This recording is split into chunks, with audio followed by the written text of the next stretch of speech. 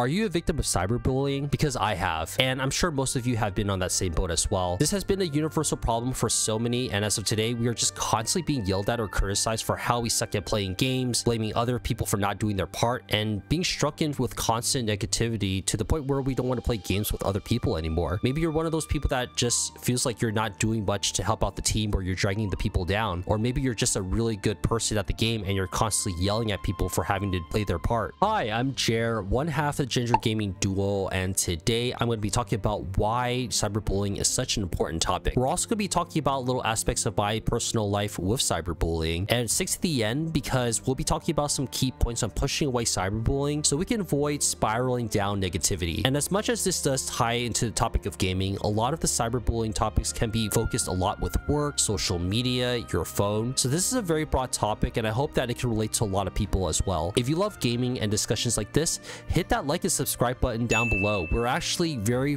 close to getting a YouTube partner, and again, thank y'all so much for the love and support, whether you've watched us through the Animal Crossing and Twitch days or you're currently watching our recent videos. We just want to say thank you. But full disclaimer, per usual, my videos are a way for me to vent and to talk about my opinions and my opinions alone. Please consult a therapist if you are currently dealing with any issues. And with that being said, let's get right into it. Like I mentioned before, I'm sure most of you have been a cyberbully victim at some point in your life. It can be very insulting to a lot of people who are simply wanting to play games, or it really hurts others mentally after a straining amount of time. I feel like rounds usually take about an hour or so, and even after going through all that and constant yelling and calling each other names, I think it could really take a toll on a lot of people. A recent study from ADL.org back in 2020 says that 80% of people got harassed from playing games like Dota, Counter-Strike, and Valorant, just to name a few, and they were all victims of cyberbullying. 68% of online players have experienced severe abuse, and this isn't just simply,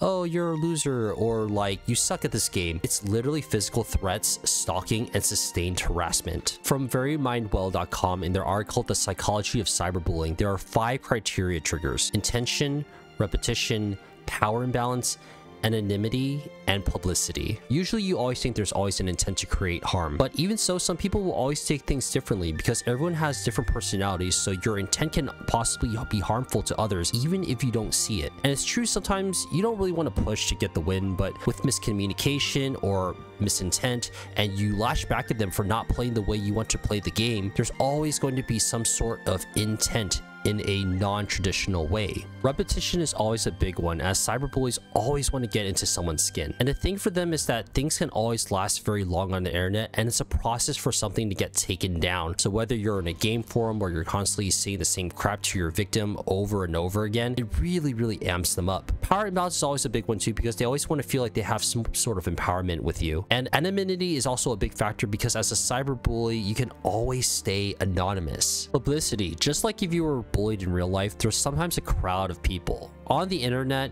it's just a simple click of an enter and the public will see all the drama unfold. Cyberbullies can post something about you even in a text argument and make it known to Twitter, which can cause so much drama. So I told you what the symptoms and criteria are for cyberbullying, but why do people cyberbully? Mental health issues. This can honestly be a big part of the problem, especially if you've had issues with aggression, hyperactivity, or impulsivity. There are also people with narcissism who highly rate themselves, which increases bullying in games. Games can get very intense, and high aggression can cause major blood to boil, which can cause a lot of toxicity. Some cyberbullies are actually victims themselves. They want to feel like they have some sort of control when it was taken away from them, so they'll bring on that same action when it comes to some game like Valorant. Conflicts and breakups, and I mean, this could be either way for both couples or friends. You might have a huge difference in your way of how you view certain games or just life in general, and in itself, when you do play games with them, your views change, and this can lead to a lot of cyberbullying due to your detachment with them. And some people are just simply bored and they just want to try something new. They want to be this new anonymous person and would like to be like, hey, why not try this out? And this also is related to this, but loneliness. As a gamer, you can get bored easily, and if you're by yourself and you have no restrictions whatsoever, this can also lead to cyberbullying because they have no one else around to tell them what to do. So now I'm going to talk a little bit about me and how I was affected with cyberbullying as well. Now, it wasn't much more cyberbullying, but it was actual bullying in itself. As someone who was very introverted and I didn't really talk that much, I didn't really experience a lot of this until I was in college. And as I mentioned before in the videos, I've played a lot of JRPG games and a lot of single player games, so I wasn't really into the multiplayer scene back in the day. But when it came into college, that's when everything changed. And as much as I had roommates to play with, there would usually be some trash talking here and there, but eventually sometimes we would get really violent to the point where he would punch holes in the walls, and it started becoming very competitive and almost to the point where I started not wanting to play games with him anymore. And then when I started playing games like Halo, Gears of War, Left 4 Dead, those games took it to a whole nother level. I started meeting a lot of new friends online, and eventually things just got more toxic to the point where games just weren't even fun anymore. It started becoming very threatening, and every time I came back from class, I just didn't want to play the games with them, and I wanted to play it for myself. So I took a little break from multiplayer games. I started wanting to play games that I wanted for myself. So Skyrim and Fallout were a big one, Bethesda games. But I heard from my friends that there was a game that was coming out, and it was called Overwatch. It was a very good game, not gonna lie, and it even won Game of the Year. But as time grew, the game got more toxic as more people started to become trolls and not wanting to play their roles. And I felt really bad for a lot of the female players and hearing them get verbally harassed. Even though I report these players, a lot of them still did not get reprehended for their actions. And with the pandemic, one of the games I bonded with Jen was with Animal Crossing.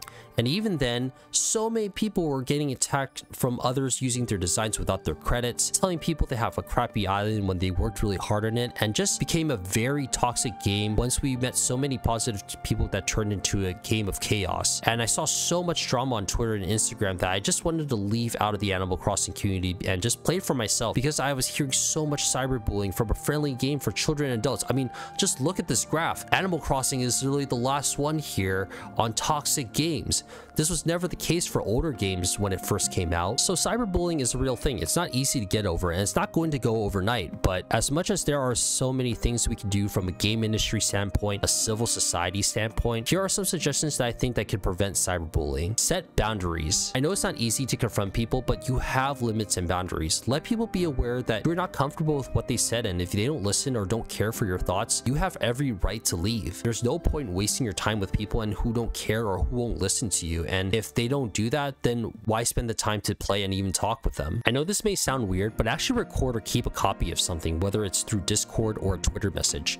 In my opinion, evidence is key for all things, and if you can collect records, this can help in the long haul to ban people who are cyberbullying in games and give them consequences to prevent them from harming the community. When you're a kid or teen, it's really hard to regulate emotions, and you care a lot about how people think of you. Even though I was bullied as a child, this was even led to profound effects later on in my life. So there should be mental health resources for kids and teens, counselors who can see both perspectives and give you a better direction as where you need to go, and just bring awareness. And it can start with the gaming communities. This video I hope can be a part of that, but we need to discuss things like this because there are so many issues regarding cyberbullying, whether it be with your school, a club, or with a teacher and an adult. Having programs and protocols in place is a vital thing to set boundaries with people, and I hope we can find more ways to better ourselves. I feel like mental health is a big crisis, and video games should be a time where we can enjoy playing together and not through cyberbullying after a day of school or work. Comment down below if you've ever been cyberbullied and how did it make you feel. Again, I hope this video gave you a better perspective as to how cyberbullying is and how it is in the overall industry. I know this is an issue and I'm pretty passionate about it, as I mentioned before, and I've been a victim plenty from both in real life